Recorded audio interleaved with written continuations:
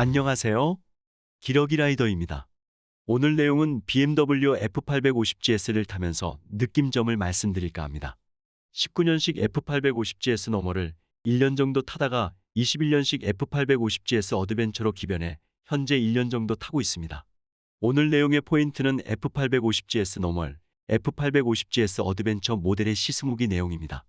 예전 영상에서 바이크 3년 타면 허세가 생기나요에서 언급했듯이 BMW GS 계열의 바이크가 제 눈에는 예뻐 보였고 저의 라이딩 스타일에 맞는 것 같아 850GS에 꽂혀 지금도 타고 있습니다.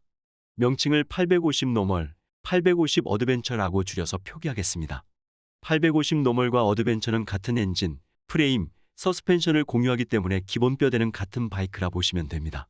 두 모델의 외관상 가장 큰 차이점은 연료통의 크기와 카울이 있고 없고 차이입니다. 결론은 어드벤처가 조금 더 커 보인다는 겁니다. 850 어드벤처로 기변하면서 솔직히 1250과 많은 갈등을 했습니다. 보통 한 방에 가라는 말씀을 많이들 하시는데 가끔 동호회 회원분의 1250GS 노멀, 어드방도 타보았습니다.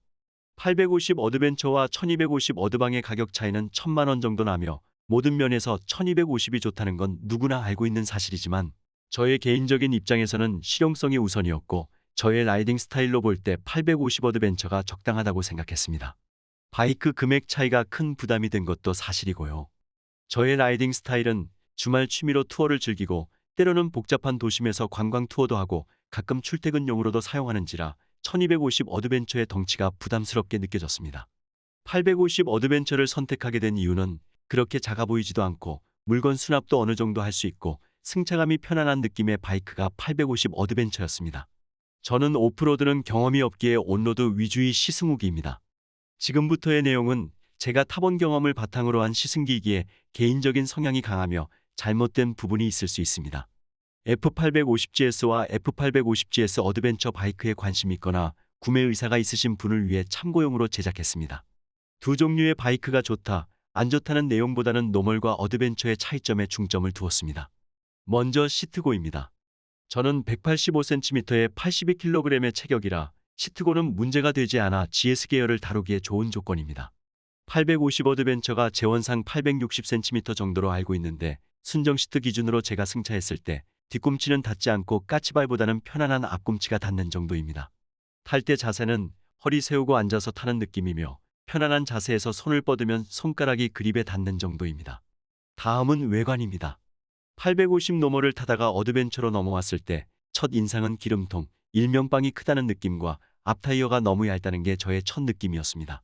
850 노멀의 기름통은 15리터, 어드벤처는 23리터입니다. 노멀 15리터는 주행 가능 거리가 300km 정도였으며 어드벤처 23리터의 주행 가능 거리는 400km 조금 더 갑니다. 평균 80에서 100km 정도로 달렸을 경우 이 정도 주행거리가 나오는 것 같습니다. 1250 노멀보다는 덩치가 더 커 보이는 것 같기도 합니다. 당연히 엔진의 크기는 작습니다.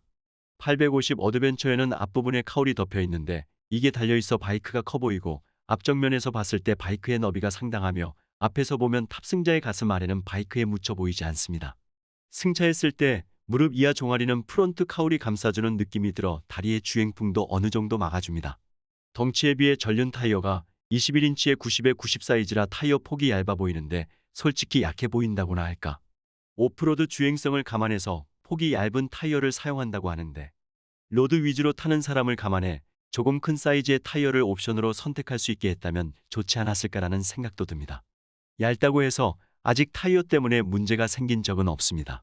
타이어 스포크 휠은 고급스러워 보이며 황금색 휠이라 눈에 잘 보입니다. 일반 휠과 스포크 휠의 장단점이 있겠지만 스포크 텐션이 늘어질까봐 걱정되는 부분, 세차할 때 번거롭다는 것 빼고는 전체적으로 마음에 듭니다. 다음은 3박스에 관한 내용입니다. 850 노멀을 탈 때는 플라스틱 바리오 3박스를 장착했었습니다. 바리오 3박스는 별도의 프레임 없이 바이크 자체에 바로 결합되는데 바이크와 박스 사이에 빈틈이 거의 없습니다. 바리오 케이스의 너비를 10cm 정도 확장도 가능한데 아주 유용합니다. 색상은 검정색만 있고 매핑을 해도 그렇게 멋있어 보이지는 않았습니다. 850 노멀에 알루미늄 3박스를 설치할까 생각도 해봤는데 바이크에 비해 3박스가 더 커 보이고 언밸런스한 느낌이 들 것 같아 바리오 3박스를 달았습니다. 850 어드벤처에는 알루미늄 3박스가 잘 어울립니다. 3박스는 개인적인 취향에 따라 어느 것을 선택하셔도 상관없습니다. 저는 항상 알루미늄 3박스를 달고 다니는데 이유는 차간 주행과 과속을 안 하기 위함입니다. 바이크 후면의 작은 미등으로는 야간 주행 시 위험한 것 같아 사이드박스에 야광 반사판 띠를 붙이고 탑박스에는 LED 보조등을 설치하기도 합니다. 그리고 3박스의 무게 때문에 뒷바퀴의 접지력이 높아지는 것 같고 심리적 안정감도 있어 거의 장착하고 다닙니다. 850 노멀은 3박스를 장착할 경우 매뉴얼에 나와 있는 최고 규정 속도는 140km, 어드벤처는 160km 이하로 운행하라고 표기가 되어 있습니다. 알루미늄 3박스의 적재량은 사이드박스는 개당 8kg 이하, 탑케이스는 5kg 이하라고 되어 있습니다. 그 이상 달리면 어떤 일이 일어나는지는 저도 잘 모르겠습니다. 알루미늄 3박스의 금액은 킷박스 작업까지 대략 250만 원 정도입니다. 다음은 엔진입니다. 853cc 91마력인데 제 입장에서 출력은 부족하지는 않습니다. 사람의 성향에 따라 다르겠지만 리터급과 비교하면 여유로운 출력은 아닙니다. 1250GS의 출력에 비하면 70% 이상은 되는 것 같습니다. S1000RR에는 비교하지 않겠습니다. 3박스 달고 160을 최고 속도라고 생각하기에 저는 현재 만족합니다. 최고 속도는 유튜브에 나와 있듯이 200 정도 나간다고 하는데 가속도는 평지에서 3박스 없이 170까지는 잘 올라가며 그 다음부터는 풀스로틀로 200까지 서서히 올라갑니다. 저는 150 이상은 의미 없다고 생각해 가속도와 최고 속도에는 크게 의미를 두지 않았습니다. 아무래도 리터급 이상은 여유로운 출력을 사용할 수 있어 안정감이 들겠지만요. 로드 모드와 다이나믹 모드는 확실히 차이가 납니다. 주행 모드를 다이나믹으로 바꾸면 스로틀 반응에 민감하며 급가속이나 다이나믹한 주행을 할 수 있습니다. 마치 출력이 높아진 느낌이랄까. 19년식부터 디지털 계기판이 출시된 걸로 알고 있는데 저는 아날로그보다는 디지털이 좋은 것 같습니다. 시인성이 아주 좋으며 낮에도 잘 보입니다. 내비게이션 기능도 있는데 우리나라에서는 사용하지 못합니다. 기능 자체가 막혀 있습니다. 사진에 보이는 것처럼 유럽에서는 GPS 내비게이션을 별도로 설치해 사용할 수 있다고 하는데 조금 부럽기는 합니다. 블루투스로 스마트폰 앱과 자동으로 연동되며 바이크 주행거리 및 구글맵의 이동 경로, 속도, 기울기도 자동으로 기록 저장됩니다. 저는 스마트폰을 계기판 위에 SP 커넥터 제품을 이용해 가로로 설치해 사용하고 있습니다. 바이크 핸들보다는 이 위치가 자연스러워 보여 850 넘을 때부터 사용하고 있습니다. 핸들에는 3단 열선 그립, 방향지시등 자동 꺼짐, LED 오토라이트, 안개등 자동 제어, 윈드스크린 수동 높낮이 조절 기능 등이 있습니다. 시트 열선은 없습니다. 그리고 순정 경적 소리는 작은 편이며 빵빵이 아니라 딕딕딕 소리가 납니다. 좀 없어 보입니다. 계기판 옆에 아크릴 윈드실드는 아주 유용합니다. 제거하고 타면 허리 옆에 바람이 아주 많이 들어옵니다. 저속에서는 잘 느끼지 못하지만 시속 100 이상 달리면 바람막이 효과를 볼 수 있습니다. 핸들은 약간의 진동이 올라오며 오래 타면 피로감이 좀 있습니다. 사람마다 다르겠지만 저는 2시간 정도 타면 간질간질한 느낌으로 피로감이 오는 편입니다. 핸들에 있는 속도 크루즈 컨트롤 기능은 출고할 때 옵션이 없어 출고 후 별도로 설치해야 합니다. 모토라드에서 75만 원 정도 추가 비용을 지불하고 별도로 설치해야 합니다. 추가 장착할 때 크루즈 컨트롤 스위치만 추가하는 게 아니라 전체 뭉치를 통째로 교환합니다. 장거리 투어 시에는 정말 편리한 기능입니다. 버튼키와 수동키는 출고 시의 선택 사항인데 버튼식 키를 사용하면 타이어 공기압 표시, 알람 기능이 빠지기 때문에 고려해 볼 사항입니다. 사제 타이어 공기압 표시기를 달아도 되는데 저는 타이어 공기압 표시 기능이 더 중요하다고 생각해 수동식 키를 선택했습니다. 다음은 승차감입니다. 승차감은 둘 다 비슷한 것 같습니다. 같은 서스펜션이라 비슷하게 느껴지지만 850 노멀이 조금 가볍게 느껴지며 핸들링하기 편한 것 같습니다. 전체적으로 물렁물렁한 느낌이며 좋게 말하면 승용차처럼 부드럽고 안 좋게 말하면 심심합니다. 서스펜션 텐션 강도는 주행 중 실시간 오토 기능은 없는 것 같고 모드에 따라 강약이 조절됩니다.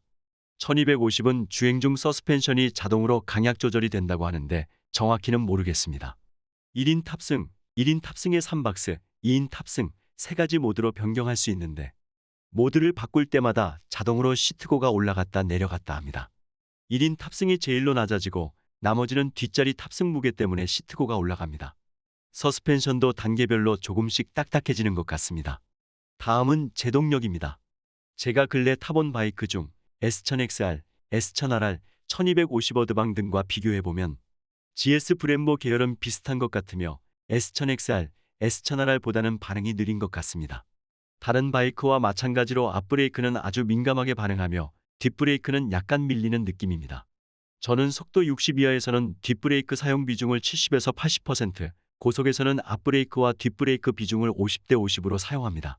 초반에 3박스 없이 뒷브레이크를 사용하니 ABS가 자주 걸렸습니다. ABS가 작동하면 브레이크 페달의 진동과 함께 두두두 작동 소리가 납니다. 3박스에 적당한 짐을 싣고 주행을 해보니 뒷브레이크 제동에 힘이 실리고 ABS 작동 횟수도 줄었습니다. 저는 이런저런 이유로 3박스를 달고 다닙니다. 1250GS는 앞뒤 브레이크 연동이 된다고 하는데 앞브레이크만 급히 제동하면 뒷브레이크도 자동으로 제어해주는 기능이 있다고 하는데 제가 시승하면서 테스트해본 적이 없기에 정확히는 모르겠습니다. 정말 1250GS에 이 기능이 있는지 궁금합니다. 만일 있다면 850GS에도 있었으면 좋으련만. 850GS 계열도 ABS 프로가 탑재되어 있어 전자안전제어 장치는 동일합니다. 저는 ABS, 트랙션 컨트롤 기능에 아주 만족하며 몇 번의 위기에서 도움을 받은 적이 있습니다. 너무 전자안전제어 장치에 의존하시면 안 됩니다. 안전보조 장치의 일부분일 뿐 너무 맹신하시면 안 됩니다. 다음은 변속장치, 기어에 관한 내용입니다. 퀵시프트, 업다운 할 때 클러치 작동 없이 변속이 가능합니다. 1단 이후부터 사용할 수 있는데 1단에서 2단, 2단에서 3단으로 변속 시에는 변속이 매끄럽지 못하며 변속 충격이 좀 있습니다. S1000XR, S1000RR은 2단에서 3단 올릴 때 부드럽게 작동했던 것 같은데 저는 3단에서 6단 올릴 때 6단에서 3단으로 내릴 때는 퀵시프트를 자주 사용합니다. 올릴 때는 가속하면서 악셀을 당긴 상태로 5000rpm 이상부터 사용하면 매끄럽게 올라가며 내릴 때는 악셀을 닫은 상태에서 내리시면 됩니다. 한 가지 궁금한 게 있는데 수동 클러치를 자주 사용하면 엔진의 클러치 패드가 작동되면서 패드가 마모되는 걸로 알고 있는데 퀵시프트를 사용하면 클러치 패드 마모가 안 생기나요? 퀵시프트를 사용하면 클러치 패드 수명이 연장되는 건지 궁금합니다. 아시는 분 계시면 정보 주시면 감사하겠습니다. 그리고 덤으로 고급류 권장 사용입니다. 은근히 주유비 많이 듭니다. 연료 눈금 한 칸 남았을 때 가득 주유하면 34,000원까지 들어갈 때도 있었습니다. 주유소마다 가격이 틀리지만 3만원에 400km 탄다고 보시면 됩니다. 기본으로 하단 엔진가드가 설치되어 있는데 상단가드를 설치하면 잘 어울립니다. 추가로 분덜리 상단가드를 설치하면 더욱 안정감이 있어 보입니다. 금액은 좀 하지만 GS는 상단가드가 있어야 뽀대가 나는 것 같습니다. 약간의 1250어드방의 느낌이랄까. 1250이 머릿속에서 지워지질 않네요.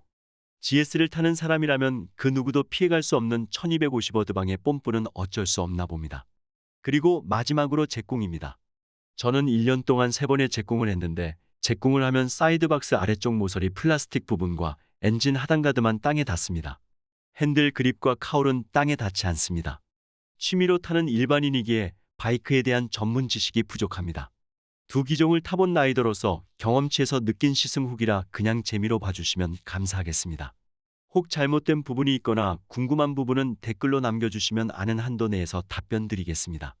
새해 복 많이 받으세요. 시청해 주셔서 감사합니다.